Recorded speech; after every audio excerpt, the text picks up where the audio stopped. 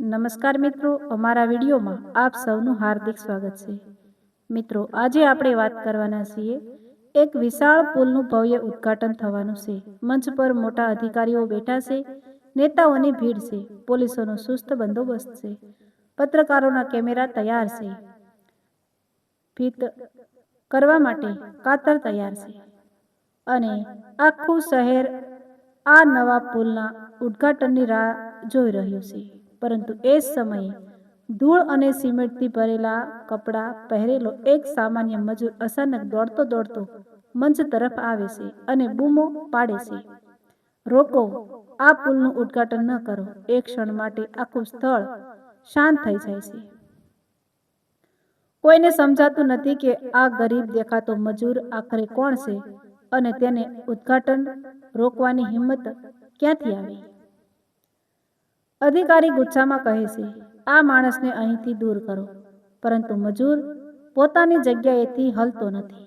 તેની આંખોમાં ડર નહોતો, માત્ર એક એવી પીડા હતી જેને કોઈ પણ માણસનું હૃદય ધ્રુજી જાય. તે ધ્રુજતા અવાજે બોલ્યો, સાહેબ, જો આજે આ પુલ પર લોકો ચાલશે તો કદાચ સાંજ સુધીમાં કોઈના ઘરમાં દીવો નહીં બળે. આ શબ્દો સાંભળીને ત્યાં ઉભેલા બધા લોકો એકબીજાના ચહેરા જોવા લાગ્યા. મંચ પર બેઠેલા મુખ્ય અધિકારીએ ગુસ્સામાં પૂછ્યું, તને ખબર છે તું શું બોલી રહ્યો છે? આ પુલ કેટલાય નિષ્ણાતોએ તપાસ્યો છે. કાગળ પર બધું સુરક્ષિત છે. તું એક મજૂર થઈને આખા પ્રોજેક્ટ પર સવાલ ઉઠાવે છે. મજૂરે ધીમેથી માથું ઊંચું કર્યું અને કહ્યું, સાહેબ, કાગળ પર પુલ મજબૂત છે, પરંતુ મેં આ પુલને મારા હાથથી બનાવ્યો છે. એથી અંદર શું છુપાયેલું છે એ હું જાણું છું. ત્યાં હાજર લોકોમાં હલચલ મચી ગઈ. કોઈ મોબાઈલમાં વિડીયો બનાવવા લાગ્યો, કોઈ પત્રકાર મજૂર તરફ દોડ્યો અને કોઈ અધિકારી તેને પકડીને બહાર લઈ જવા આગળ વધ્યો. પરંતુ મજૂરે પોતાની છાતી પર હાથ રાખીને કહ્યું, મને બહાર કાઢી દો સાહેબ, પણ પહેલા મારી વાત 5 મિનિટ સાંભળી લો, કારણ કે જો મારી વાત ખોટી નીકળે તો હું આખી જિંદગી માટે આ શહેર છોડીને ચાલ્યો જઈશ. થોડા સમય માટે મૌન છવાઈ ગયું. મુખ્ય અધિકારીને પણ કંઈક અજીબ લાગ્યું. તેણે હાથથી બધાને રોક્યા અને કહ્યું, બોલ, શું જોયું છે તું? મજૂરે પોતાના ખિસ્સામાંથી એક જૂનો ધૂળથી ભરેલો કાગળ કાઢ્યો. કાગળ એટલો જૂનો હતો કે તેના ખૂણા વળી ગયા હતા. તેણે કાગળ અધિકારી સામે મૂક્યો અને કહ્યું, આ પુલનો મૂળ નકશો છે, પરંતુ આ નકશામાં જે બતાવ્યું હતું તે અહીં બનાવ્યું જ નથી. અધિકારીના ચહેરા પરનો ગુસ્સો ધીમે ધીમે ચિંતામાં બદલાઈ ગયો. તેણે કાગળ હાથમાં લીધો. એ સમયે મજૂરે પોતાની વાત શરૂ કરી. તેનું નામ રઘુ હતું. રઘુ છેલ્લા 15 વર્ષથી બાંધકામના કામમાં મજૂરી કરતો હતો. શહેરમાં જ્યાં મોટા પુલ, રસ્તા કે ઇમારતો બનતી, ત્યાં રઘુ જેવા મજૂરો સવારથી સાંજ સુધી પોતાના પરસેવાથી કામ કરતા. પરંતુ રઘુની એક ખાસ વાત હતી. તે માત્ર મજૂરી કરતો નહોતો. જે કામ કરતો એને સમજાવવાનો પ્રયત્ન કરતો. કયો લોખંડ ક્યાં જવો જોઈએ, સિમેન્ટનું પ્રમાણ કેટલું હોવું જોઈએ, કયો થાંભલો કેટલો ભાર સહન કરી શકે. આ બધું તેણે કોઈ કોલેજમાં ભણ્યું નહોતું. તેણે આ બધું વર્ષોના અનુભવથી શીખ્યું હતું. રઘુની પત્ની ગીતા અને 10 વર્ષની દીકરી કાવ્યા ગામમાં રહેતા હતા. રઘુ શહેરમાં કામ કરીને પૈસા મોકલતો અને સપનું જોતો કે એક દિવસ પોતાની દીકરીને એન્જિનિયર બનાવશે. કારણ કે કાવ્યા જ્યારે નાની હતી ત્યારે એકવાર પુલનું બાંધકામ જોઈને રઘુને પૂછ્યું હતું, બાપા, આટલો મોટો પુલ કોણ બનાવે છે? રઘુ હસીને બોલ્યો હતો, આપણા જેવા લોકો. પણ દીકરી, એક દિવસ તું આ પુલ બનાવનારી મોટી એન્જિનિયર બનજે. ત્યારે કોઈ મજૂરનું માથું નીચે નહીં રહે. એ દિવસથી કાવ્યાના મનમાં એક જ સપનું હતું, એન્જિનિયર બનવાનું. રઘુ ગરીબ હતો, પરંતુ દીકરીના સપનામાં ક્યારેય ગરીબી આવવા દેતો નહોતો. કાવ્યાની ફી ભરવા માટે તેણે કેટલાય દિવસ ભૂખ્યા રહીને કામ કર્યું હતું. એક વખત કાવ્યાની પરીક્ષાની ફી ભરવાની છેલ્લી તારીખ હતી અને રઘુ પાસે પૈસા નહોતા.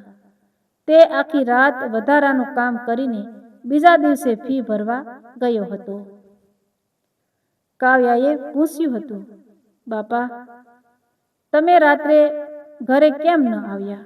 રઘુએ હસીને કહ્યું, મારી દીકરીની પરીક્ષા હતી ને. તારા ભવિષ્યની સામે મારી ઊંઘ શું કામની? આજ રઘુ હવે આ પુલની સામે ઊભો હતો. જે પુલનું ઉદ્ઘાટન થવાનું હતું, આ પુલ લગભગ 3 વર્ષથી બની રહ્યો હતો. શરૂઆતમાં કામ ખૂબ જ સારી રીતે ચાલતું હતું, પરંતુ થોડા મહિનાઓ પછી કામની ઝડપ વધારવા માટે કોન્ટ્રાક્ટર પણ દબાણ આવ્યું. સમયસર પુલ પૂર્ણ કરવો હતો, ખર્ચ ઓછો રાખવો હતો અને નફો વધારે મેળવવો હતો. રઘુએ ઘણી વાર જોયું કે જે સામગ્રી આવતી હતી તેની ગુણવત્તા પહેલાની જેવી નહોતી. તેણે એક દિવસ સાઈડના એન્જિનિયરને કહ્યું, સાહેબ, આ સિમેન્ટ થોડું અલગ લાગે છે. એન્જિનિયરે કહ્યું, તું તારા કામથી કામ રાખ. તને જેટલું કહેવામાં આવે એટલું કર. રઘુ ચૂપ થઈ ગયો, પરંતુ તેની આંખો બધું જોતી હતી. એક દિવસ તેણે જોયું કે પુલના એક મુખ્ય થાંભલામાં જરૂરી જાડાઈ કરતાં થોડું ઓછું લોખંડ નાખવામાં આવી રહ્યું હતું. તેણે ફરી વિરોધ કર્યો. આ વખતે કોન્ટ્રાક્ટના માણસે તેને ધમકાવ્યો, વધારે બોલશે તો કાલથી કામ પર આવવાની જરૂર નથી. રઘુ ગરીબ હતો. ઘરમાં દીકરીની ફી હતી, પત્નીની દવા હતી, એટલે તે ચૂપ રહી ગયો. પરંતુ તેણે પોતાના મોબાઈલમાં કેટલાક ફોટા લઈ લીધા. થોડા દિવસ પછી રઘુએ જોયું કે એક થાંભલામાં ખૂબ જ નાની તિરાડ પડી હતી. તેણે તરત જ કામ રોકવાની વાત કરી, પરંતુ સાઈડના અધિકારીએ કહ્યું, આ સામાન્ય છે. કોન્ક્રીટ સુકાય ત્યારે આવી તિરાડ પડે. રઘુના મનને શાંતિ ન મળી. તેણે એ જગ્યાને ફરી જોઈ. તિરાડ ધીમે ધીમે લાંબી થતી હતી. એક રાત્રે ભારે વરસાદ પડ્યો. બીજા દિવસે રઘુ જ્યારે સાઈડ પર પહોંચ્યો ત્યારે તેણે જોયું કે થાંભલાની તિરાડ વધુ પહોળી થઈ ગઈ હતી. તેણે તરત પોતાના સુપરવાઇઝરને કહ્યું, આ જોખમી છે, પરંતુ તેને જવાબ મળ્યો, 3 દિવસ પછી ઉદ્ઘાટન છે, હવે કોઈ કામ બંધ નહીં થાય. એ જ દિવસથી રઘુની ઊંઘ ઉડી ગઈ. તેને એક જ વાત સતાવતી હતી, જો આ પુલ પર હજારો લોકો જશે તો, જો ભાર પડ્યો તો, જો કંઈ થયું તો. પરંતુ તેની પાસે પુરાવો ઓછો હતો અને સામે પૈસાવાળા લોકો હતા. રઘુએ નક્કી કર્યું કે તે કંઈક કરશે. તેણે પુલના મૂળ નુકસાની નકલ શોધવાનો પ્રયત્ન કર્યો. લાંબી મહેનત પછી તેને એક જૂના સ્ટોરરૂમમાં કેટલાક દસ્તાવેજો મળ્યા. તેણે જોયું કે મૂળ ડિઝાઇનમાં થાંભલાની અંદર ચોક્કસ પ્રમાણમાં સ્ટીલ અને કોન્ક્રીટ દર્શાવવામાં આવ્યા હતા, પરંતુ જે બનાવ્યું હતું તેમાં ફેરફાર કરવામાં આવ્યો હતો. રઘુના હાથ કંપવા લાગ્યા. હવે તેને ખાતરી થઈ ગઈ હતી કે જોખમ સાચું હતું, પરંતુ સૌથી મોટો સવાલ હતો, આ વાત કોને કહેવી? તેણે સ્થાનિક અધિકારીને કહેવાનો પ્રયત્ન કર્યો. તેને મળવા પણ ન દીધો. તેણે કોન્ટ્રાક્ટરના ઓફિસમાં જવાનું વિચાર્યું, પણ ત્યાંના માણસોએ તેને ધમકાવીને કાઢી મૂક્યો. રઘુએ પોતાની પત્ની ગીતાને ફોન કર્યો. ગીતા બોલી, તમે બહુ ચિંતા કરો છો, ઘરે આવી જાઓ. રઘુએ ધીમેથી કહ્યું, ગીતા, જો હું ક્યારેક મોડો પડું તો કાવ્યાને ભણવાનું બંધ ન કરજે. ગીતા તરત બોલી, આવું કેમ બોલો છો? રઘુ ચૂપ થઈ ગયો. તેને પોતાની દીકરીનો ચહેરો યાદ આવ્યો અને એ જ ક્ષણે તેણે નિર્ણય લીધો કે ભલે તેની નોકરી જાય, ભલે તેને જેલમાં નાખે, પણ તે નિર્દોષ લોકોના જીવ સાથે રમવા નહીં દે. ઉદ્ઘાટનનો દિવસ આવી ગયો. આખું સ્થળ સજાવવામાં આવ્યું. મંચ તૈયાર થયું. મોટી મોટી ગાડીઓ આવી. અધિકારીઓ આવ્યા.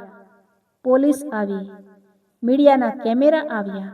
અને પુલની નીચે એ જ રઘુ ઊભો હતો. તેની આંખો આખી રાતની જાગરણથી લાલ હતી. તેના હાથમાં જૂનો નકશો હતો. તે વારંવાર પુલના થાંભલા તરફ જોતો હતો.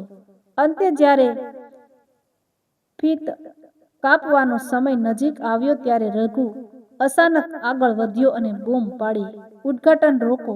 પોલીસ તરત તેની તરફ દોડી, પરંતુ ત્યાં હાજર મુખ્ય અધિકારીએ હાથથી રોક્યું. પહેલા તેની વાત સાંભળો.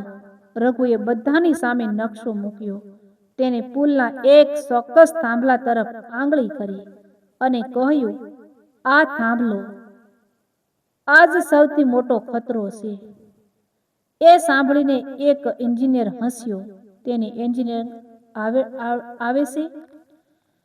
રઘુએ આંખોમાં આંસુ સાથે કહ્યું, ના સાહેબ, ડિગ્રી નથી, પણ આ થાંભલો ઊભો કરવા માટે મેં મારા હાથની સાંભળી ગુમાવી છે. 3 વર્ષથી એની અંદર શું નાખ્યું છે એ મારી આંખે જોયું છે. આ શબ્દો સાંભળીને વાતાવરણ ગંભીર થઈ ગયું. અધિકારીએ તરત ટેકનિકલ ટીમને બોલાવી. પરીક્ષણ શરૂ થયું. થાંભલાની આસપાસના ભાગની તપાસ થવા લાગી. રઘુ દૂર ઊભો રહ્યો. લગભગ 20 મિનિટ સુધી બધું ચાલ્યું. અચાનક એક ટેકનિશિયન શીશ પાડી બોલ્યો, સાહેબ, અહીં કંઈક ગડબડ છે. બધા લોકો દોડી ગયા.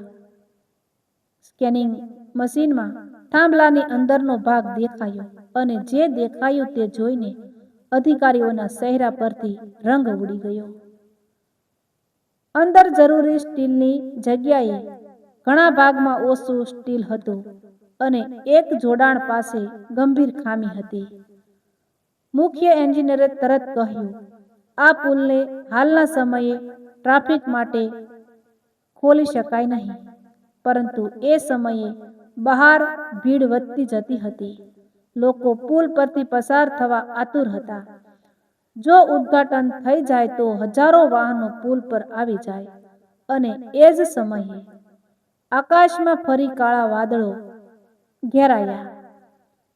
વરસાદ શરૂ થયો. પાણીનું સ્તર વધવા લાગ્યું. અધિકારીએ સતત પુલ બંધ કરવાનો આદેશ આપ્યો, પરંતુ થોડા જ મિનિટોમાં કંઈક એવું બન્યું કે ત્યાં હાજર દરેક વ્યક્તિના હોશ ઉડી ગયા. પુલનો એક નાનો ભાગ અચાનક ધ્રુજી ઉઠ્યો. એક ભયંકર અવાજ થયો અને થાંભલાની બાજુમાંથી કોન્ક્રીટના ટુકડા નીચે પડવા લાગ્યા. લોકો પાછળ દોડ્યા. પોલીસે ભીડને દૂર કરી.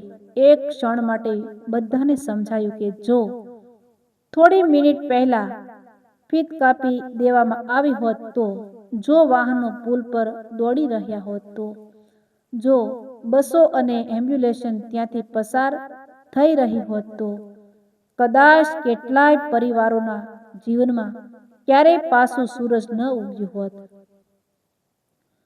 મુખ્ય અધિકારી ધીમે ધીમે રઘુ પાસે આવ્યો. તેણે રઘુના ખભા પર હાથ રાખ્યો અને કહ્યું, આજે તું માત્ર ઉદ્ઘાટન રોક્યું નથી, તું કદાચ હજારો જીવ બચાવ્યા છે. રઘુએ કંઈ કહ્યું નહીં. તેણે માત્ર પોતાના હાથ તરફ જોયું. એ હાથ પર સિમેન્ટના ડાઘ હતા, જૂના ઘા હતા અને મહેનતના નિશાન હતા. પત્રકારોએ તેને ઘેરી લીધો. કોઈ પૂછતું હતું, તમને ડર ન લાગ્યો? રઘુએ જવાબ આપ્યો, ડર તો લાગ્યો હતો, બહુ લાગ્યો હતો. પણ મારી દીકરીએ મને શીખવ્યું છે કે સાસુ કામ કરતા ડરવું નહીં. કોઈએ પૂછ્યું, તમારી દીકરી શું કરે છે? રઘુએ ગર્વથી કહ્યું, હજુ ભણે છે, એન્જિનિયર બનશે. આ વાત સાંભળીને ત્યાં ઊભેલા એક વરિષ્ઠ અધિકારીની આંખોમાં પણ પાણી આવી ગયું. તેણે પૂછ્યું, તમે એટલી મોટી જવાબદારી કેવી રીતે લીધી?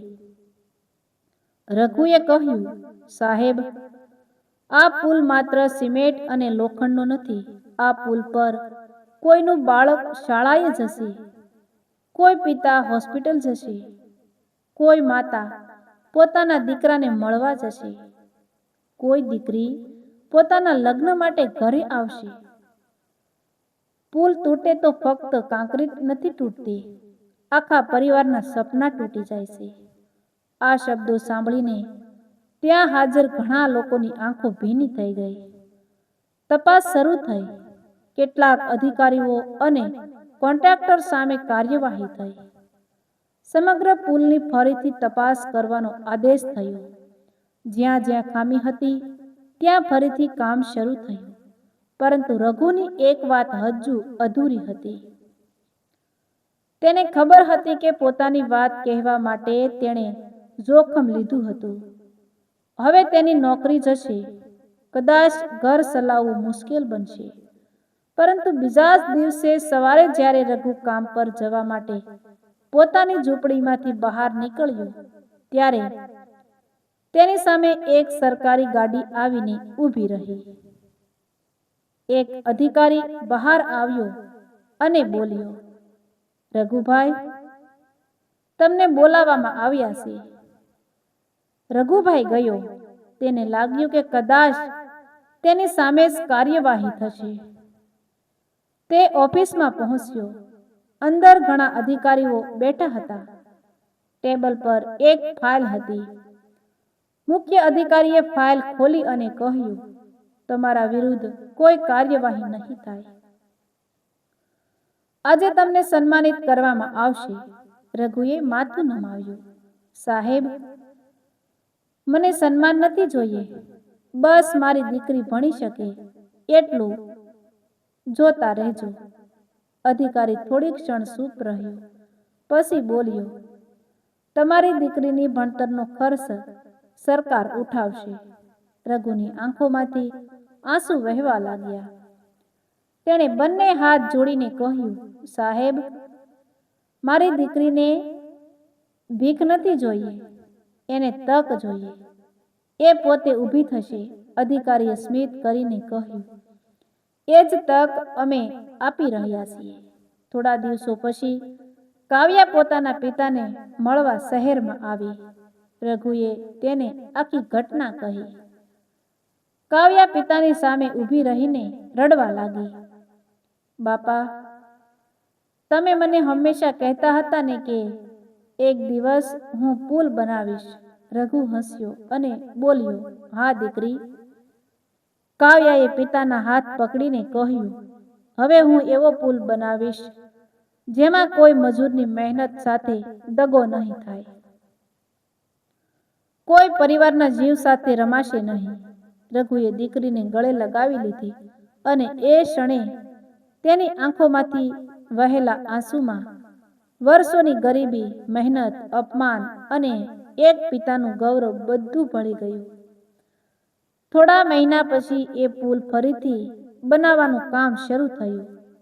આ વખતે દરેક સામગ્રીનું ચકાસણી થવા લાગી. દરેક થાંભલો નિયમિત પ્રમાણે બનવામાં આવ્યો અને રઘુને કામની દેખરેખમાં સામેલ કરવામાં આવ્યો. જે માણસને પહેલા માત્ર મજૂર કહેવામાં આવતો હતો, હવે એ જ માણસની વાત અધિકારીઓ ધ્યાનથી સાંભળતા હતા. પરંતુ રઘુના મનમાં કોઈ અહંકાર નહોતો. તે આજે પણ સવારમાં હેલ્મેટ પહેરીને કામ પર આવતો, સિમેન્ટ ઉઠાવતો, મજૂરો સાથે બેસીને ચા પીતો અને જ્યારે કોઈ નવો મજૂર તેને રઘુ સાહેબ કહેતો ત્યારે તે હસીને કહેતો, મને સાહેબ નહીં ભાઈ કહો, આપણે બધા આ પુલના રક્ષક છીએ. આખરે લગભગ 1 વર્ષ પછી પુલ ફરી તૈયાર થયો. આ વખતે ઉદ્ઘાટન પહેલા પુલની દરેક ઇંચની તપાસ કરવામાં આવી અને ઉદ્ઘાટનના દિવસે મંચ પર મોટા અધિકારીઓ સાથે એક ખાલી ખુરશી પણ રાખવામાં આવી. મુખ્ય અધિકારીએ માઇક પર કહ્યું, આ ખુરશી એ માણસ માટે છે જેના કારણે આજે આ પુલ પર હજારો લોકો સુરક્ષિત રીતે પસાર થઈ શકશે. રઘુએ મંચ પર બોલાવવામાં આવ્યો, જે જૂના કપડામાં જ આવ્યો હતો. તેના હાથ હજુ પણ મજૂરીના નિશાનોથી ભરેલા હતા. મુખ્ય અધિકારીએ તેને ફીત કાપવા માટે કાતર આપી. રઘુએ કાતર હાથમાં લીધી, પરંતુ તરત પાછી કરી લીધી. તેણે કહ્યું, સાહેબ, આ પુલ મેં એકલાએ નથી બનાવ્યો. હજારો મજૂરોના હાથ લાગ્યા છે. જો ફીત કાપવી હોય તો મારી સાથે બધા મજૂરોને બોલાવો. થોડા સમયમાં ડઝનેક મજૂરો મંચ પર આવ્યા. રઘુએ પોતાની દીકરી કાવ્યાને પણ બોલાવી. કાવ્યા હવે એન્જિનિયરિંગના અભ્યાસમાં પ્રવેશ મેળવી ચૂકી હતી. રઘુએ દીકરીનો હાથ પકડીને કહ્યું, કાવ્યા, આજે તું પણ કાપ. કાવ્યાની આંખોમાં આંસુ આવી ગયા. બંનેએ સાથે મળીને ફીત કાપી. લોકો તાળીઓ પાડવા લાગ્યા. પરંતુ રઘુની આંખો પુલ પરથી પસાર થતા લોકો પર હતી. એક બસ પસાર થઈ.